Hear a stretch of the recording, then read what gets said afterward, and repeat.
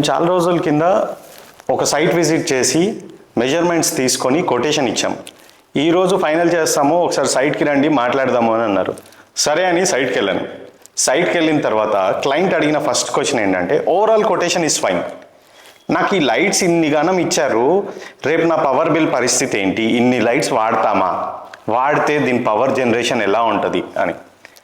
Sir మీకు ఇప్పుడు power consuming గురించి ప్రాబ్లమా అని అన్నాను. అవును, I need a solution for these lights అని అన్నారు. ఓకే ఫైన్ సార్, మేము ప్రీవియస్గా కొన్ని లైట్స్ వాడాము, దాన్ని డిమేబుల్ ట్యూనేబుల్ అంటాము, కాకపోతే అవి ఓన్లీ సిఓబీస్లో వస్తాయి సార్ అని అన్నాను.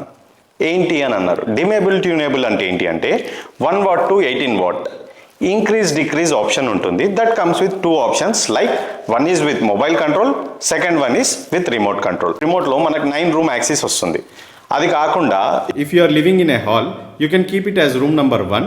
ఆ రూమ్ నెంబర్ 1లో మీరు 1 watt to 18 watt increase decrease చేసుకోవచ్చు.